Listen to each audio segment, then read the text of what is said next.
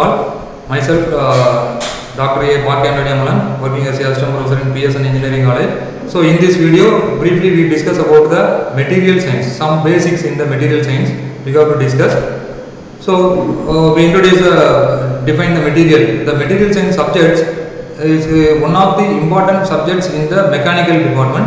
So not only the mechanical department, the interdisciplinary, it is an interdisciplinary subject. It deals about the properties of matter and the structure of material, how the material will be prepared, how the microstructure, how it having strength, that properties are discussed in these subjects. So these are the points, the structure, properties, processing of material we discussed in these subjects. So basically the materials are generally classified into two types: metallic material and non-metallic material. Metallic material is further classified into ferrous material. The iron, it having iron content is called ferrous, without iron it is called non-ferrous metal. And non-metallic material, synthetic plastics, ceramic, composites and natural material are non-metallic material. So the non-metallic material, ceramics are further classified as engineering ceramics and traditional natural material stone. These are ceramic materials. So the polymer materials, the thermoplastic, thermosetting plastics and elastomers, these are polymer material. The composite material are metal metal composite and polymer metal composite and ceramic metal composites. So to define the metals, particularly the iron material, that is the steel and cast iron, this is an important diagram. It is called iron carbon equilibrium diagram. In this diagram, y-axis represents as a temperature. At what is the temperature? How much the temperature? What is the microstructure? That indicate the y-axis. In x-axis, the composition, the carbon percentage. So in the leftmost point, it is having 0 carbon percent, and rightmost point it is a 6.7. That is the maximum amount of carbon can be added with the iron. Iron is called 6.7. So within the 2%. So 2% it is called steel. Above, if we add the steel carbon more than 2%, it is called as a cast iron. So these are the microstructures: perlite, ferrite and cementite. These are the microstructures for this particular condition. The corresponding y-axis temperature and corresponding composition, what is the crystal structure. So for example, there are basically some types of eutectic reaction, eutectoid reaction, peridactic reaction, peridactoid reactions are there. Eutectic reaction is one liquid converted into two solid. So this is a liquid phase. So liquid phase converted into two solid, gamma, and this is a liquid phase. So this is a two solid phase. In this condition, for particular corresponding temperature, corresponding carbon percent, if the temperature is liquid phase, so if we cool the metal, it converted into two solid phase, gamma, arsenide and cementite, Fe3C. So like these phase conditions are indicated clearly in this diagram. So this is for particular this point at the same composition but the same carbon percent, the material at nearly this temperature, the material structure is gamma arsenide structure. If we lower the temperature, the crystal structure is microstructure is like this. If we lower the further temperature, the microstructure is like this. So in this phase, one solid phase arsenide is converted into two solid phase. So for further reduction, another two solid converted into perlite and ferrite phase. So this is the crystal structure to study the steel and cast iron components. Next, second material is alloy. Alloy is a combination of two or material. Why we go for alloy means for the natural, for any applications. For example, so we can use some material at more corrosive environment for the seashore, near seashore or high chemical applications. We use the high corrosion resistant material. In the same time, in the space applications, we can use the material. It can withstand very low temperature, minus 250, minus 300 degrees Celsius. It can withstand. That type of material we can need to develop. In the same time, for nuclear reactions or power plants, so we need to develop to material that we can withstand high temperature. So even the high temperature 1000 degree, 2000 degrees Celsius also it cannot be melted. So like that material we have to develop for the specific applications. So in that application, not only the natural materials are not suitable or not enough or not withstand these particular specific applications. So therefore we go for alloys. So alloy means if we mix the two or more different materials to form the new material. So it is a homogeneous mixture. If we to produce aluminum alloys, basic material aluminum and it mixed with the copper, so then produce aluminum alloys. Similarly, not only the aluminum alloys, there are so many alloys are available: aluminum, copper alloys, magnesium alloys, so and zinc alloys are available. So these type of alloys are applicable in the specific applications. It is having greater strength, greater hardness and greater corrosion resistance compared to the pure material, that is alloy material. So this is some example of alloy components. There is the brass, bronze, steel, copper and cast iron, aluminum. So these are the components, some steel components, alloy components. So these are alloys, not pure iron or steel, pure aluminum or pure copper. It is a mixture of alloy. So we use the material for specific application in automobile, aeronautical or space vehicle or power plant or corrosive environment. We can use these alloys. So already we discussed these are the applications to produce a sheet and strips and building structure and rolled strips are produced. To produce these components we use for the alloy materials. So first we discuss about aluminum alloys. Aluminum alloys is mainly suitable for lightweight material and high strength material. So in olden days the cars or automobiles are manufactured by the steel. It is having high weight material, heavy weight material. So it consumes more fuel. So in the recent days we have to develop a new material with the lightweight material to save the fuel energy consumption and to save the pollution environment. We go for the lightweight materials. So therefore the olden day steels are replaced by the aluminum alloys because the aluminum having density only 2.7 gram per cc. So it is very low density to compare to the iron and other materials. So the aluminum are more, we can more researches. The n number of researches are done in these aluminum alloys for the particular applications. The image represents some example of aluminum alloys. Particularly the applications aeronautical components and electrical components, marine components also produced by using the aluminum alloys. So in recent days aluminum alloys also replaced by the magnesium alloys, because in previous slide we discussed the density of aluminum 2.7, but in the magnesium the density is just 1.74 gram per cc. The magnesium is the mixture of magnesium with other alloys compared to like that aluminum, zinc, magnesium, silicon, copper, rare earth are these some alloys. So rare earth material alloy metal is added to magnesium particularly to produce the corrosion resistance material. So this image represents the automobile components, car components, for example transfer case, engine cradle and panel, door panel, transmission case, cam cover and getter bow, steering wheel, steering rod. So these components of the automobiles recently manufactured by using the magnesium based material. So apart from the aluminum and magnesium alloys, nickel alloys mainly used for the high strength material. So it can be used also used as a shape memory also. Apart from the high temperature and shape memory, it can be used as a high corrosion resistant material. Corrosion resistance application we can use the nickel material, nickel based alloys. Usually 36% in nickel, remaining iron is inward. It is basically used for the low thermal expansion applications at room temperature. It is having a high dimensional stability and precision making devices. We can use the nickel rods. These are some applications we discussed: aircraft, medical, steam turbine to automobile, spark plug. These components are mainly used for the nickel alloys. Next we go for the bronze alloys. Bronze is alloy consisting of copper and tin. Particularly 88% copper and 12% tin used as a bronze alloy. In the olden days also the bronze alloys are developed by our olden people.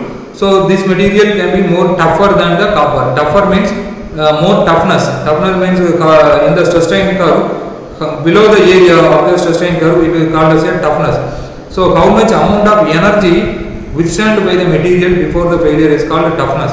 So the high toughness material can be produced by the bronze alloys.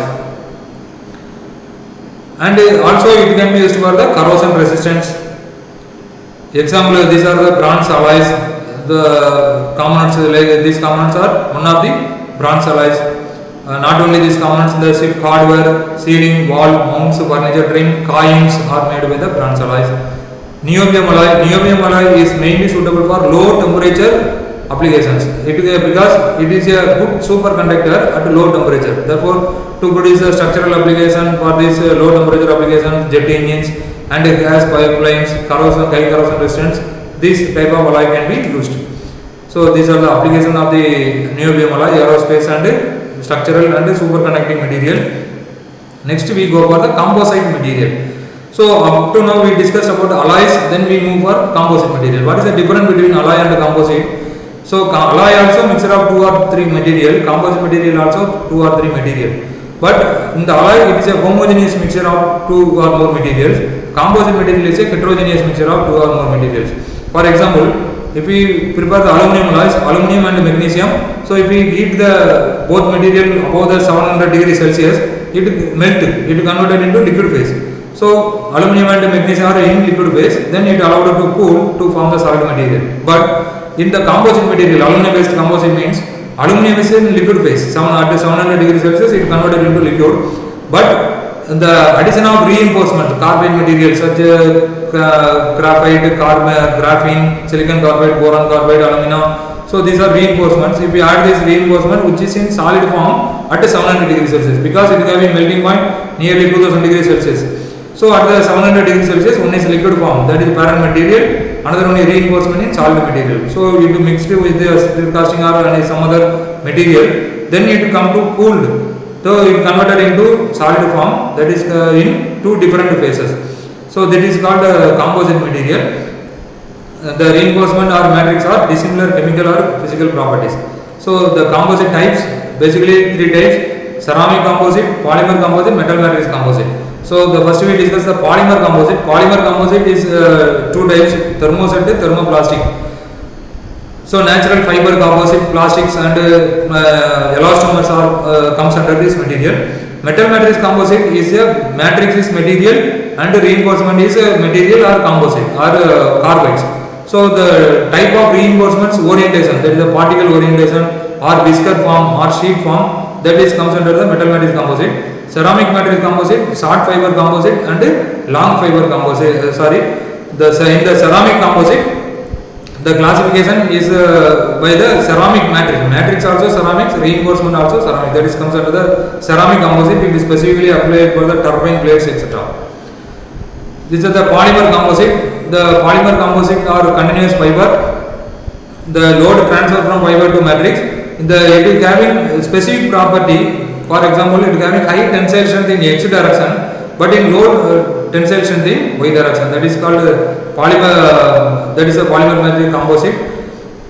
It is mainly used for the lightweight, high stiffness, high strength applications. This is the images of laminated composite material. So next we go for the metal matrix composite. I already told what is the matrix material or reinforcements are mixed together to form a new material having specific property. For the specific strength, specific corrosion, high wear resistance and low density, we can go for this metal matrix composite. This is the classification of metal matrix composite. The matrix material, so aluminum matrix material, aluminum based metal matrix composite. Magnesium is a matrix material, the magnesium based metal matrix composite. Iron and copper based metal matrix composite.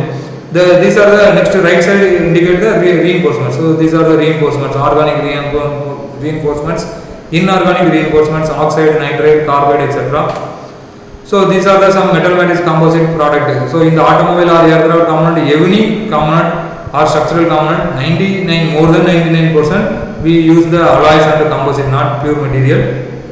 Particularly for tie, rolls and knees. So these components are made by the metal matrix composite or alloy. Ceramic matrix composite, I particularly told, it can withstand the high temperature applications. So therefore matrix also ceramics. The reinforcement also ceramics. That is called a ceramic reinforcement composite. The example is a turbine blade is made by this CMC composite.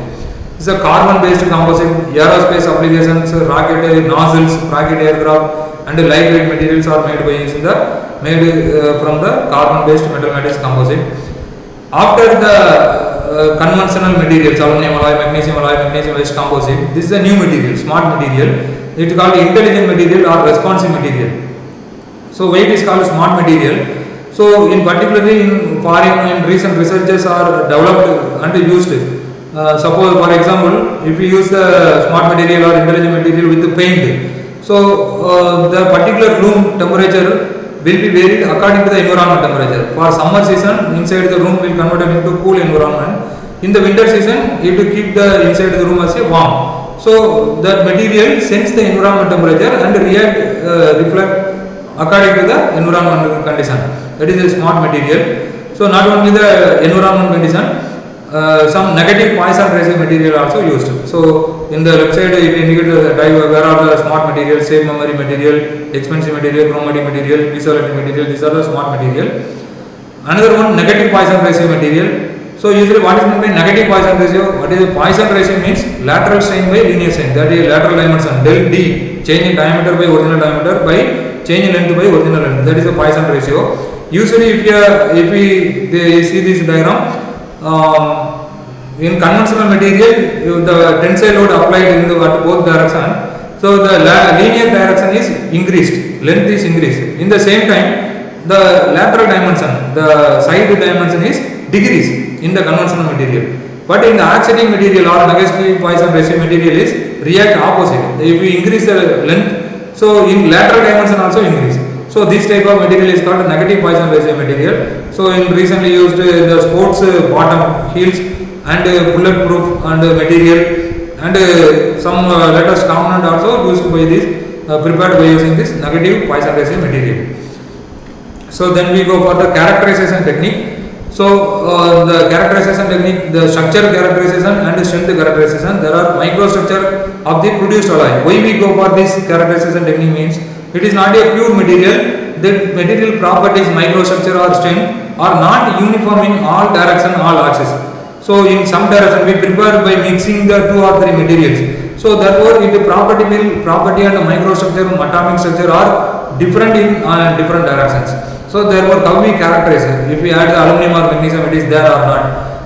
What are the intermetallic phases are created? What are the primary phase? What is the secondary phase? What is the surface morphology? That comes under the microstructure. These are characterized by using the XRD, SEMU, FE-SEMU, TEMU, FEAFM, Raman spectra.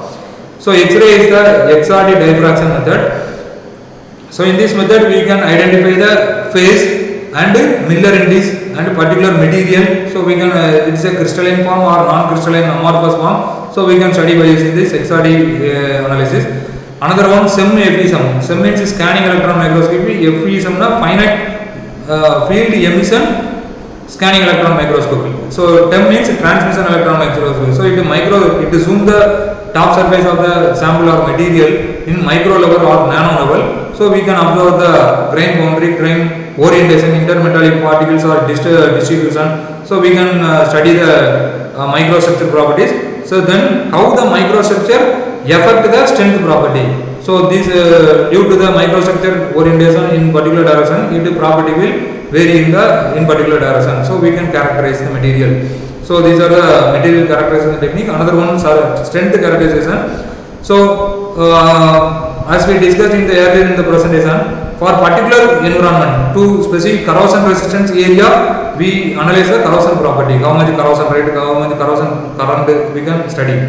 In the particular compressive area, so how much compressive strength is there? What is the compression strain curve? What is the tensile strain curve? So these properties are studied in this. Also study importance to the material. Another one is fatigue. If we supply the repeated load, so how the material will fail before it is strength. That is a fatigue. So these are some characterization technique we have discussed in this presentation briefly.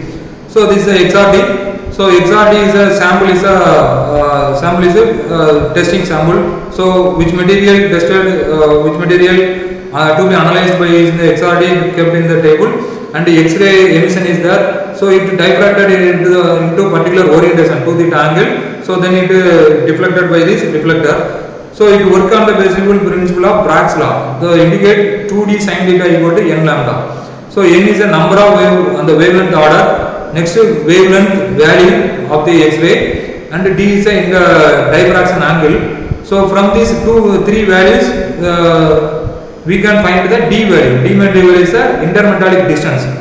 So if we know the n, lambda and theta value, we can find the D. This D is different for every material. So no material having the same D value.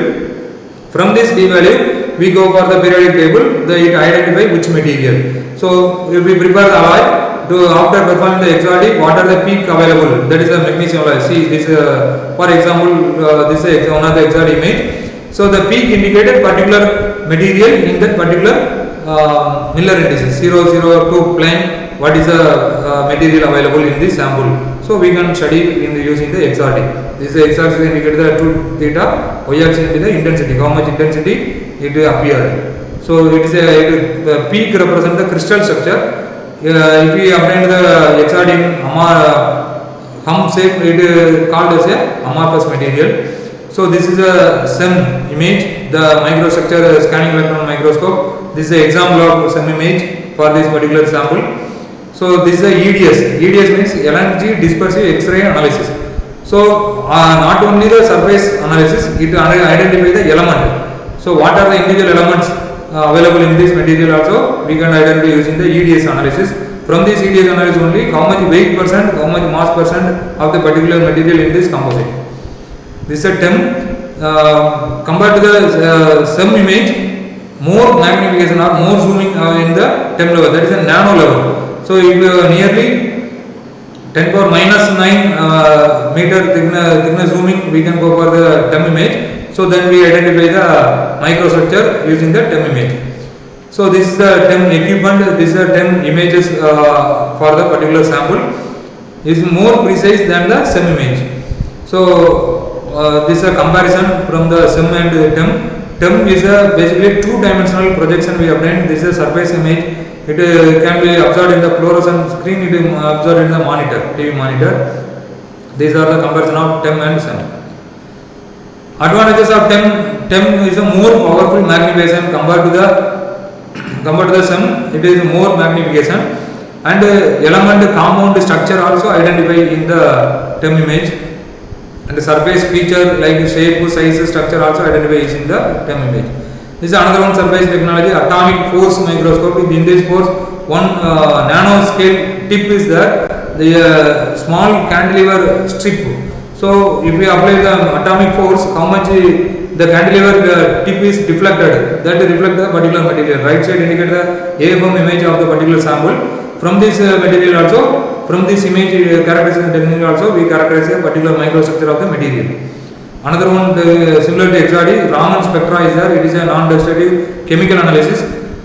Similar to it is also similar to the microstructure analysis. We can study the Raman spectra of the particular material. This is the Raman spectra material images. So after the microstructure, tensile property, strength properties. First one is tensile properties. If a material subject to a tensile load, tensile means pulling load into the both direction. How much strength of the material before it fails, it is analyzed by the tensile property, tensile strength analysis. To study the tensile analysis, we use the UTM machine. Recently, it is for research purpose only computerized new UTM machine are used to characterize the tensile strength property of the material. To characterize the tensile properties, the stress strain curve of the particular material or analysis is very important. So this is a typical stress strain curve. The y-axis indicates the stress, x-axis indicates the strain. So this is a stress strain curve. So in this stress strain curve, O, A, B, C, D, E points are there. In particular, if we increase the load from zero value, at zero load, there is no stress developed. Stress equal to load per cross sectional area. Strain equal to change in length per length. So if we increase the load from zero value, the stress is correspondingly increase. If we increase the stress, the strain also correspondingly increase. So up to elastic point, A point, OA is called proportional limit. So how much stress is increased, corresponding strain is increased. So BC is yield point, upper yield, lower yield point. In this position, corresponding stress, the material will strain a lot. In the particular position, stress is not varied much, but the strain varied lot value. That is called yield. So beyond the yield position, the stress strain curve increases to D point. D point is the ultimate tensile strength point. There is a maximum tensile strength of material can be extended. So beyond this material, necking will happen. So then it cannot move into breaking point. So before the breaking point, the material will fail. Next one, compressive stress strain curve. So this is the compressive stress strain curve of the particular material. So the tensile stress curve and the compressive stress curve indicate the tensile properties and compressive properties. So compression stress strain curve is more, that is the ultimate compressive strength is more than the ultimate tensile strength for a particular material. So see this curve, tensile properties, tensile strength, tensile stress strain curve. So in the same material, compressive stress strain curve is above the tensile stress strain curve. So from this curve we can clearly identify the compressive strength of the particular material having more value than the tensile properties. So next another one, properties of the material, brittleness, ductility and toughness. So brittleness is the when a material subject to the tensile load. So without before the 5% elongation, the material will failure. It is called brittle property.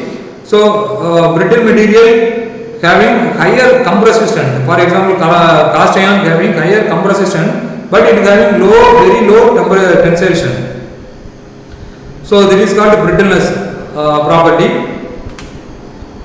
So in the opposite to the brittleness property, ductile property. So in this material, before expand a lot before its failure. So ductility is a definition, physical material. It will pull the material or it going to stretch rather than break. So see the stress strain curve. The first red color stress strain curve indicate the brittle material, blue color indicate the ductile material.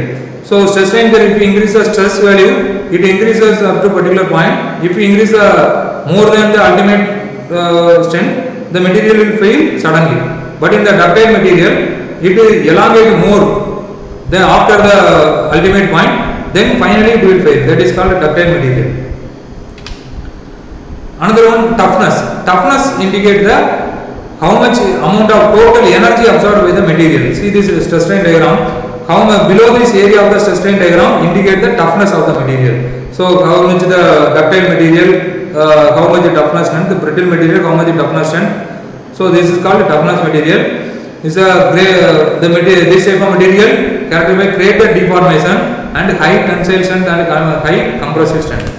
So another one property, creep. So if the material is heated 40% of melting point, that is a 0.4 into melting temperature, slow and progressive deformation is there. That is called a creep. So this is a creep curve.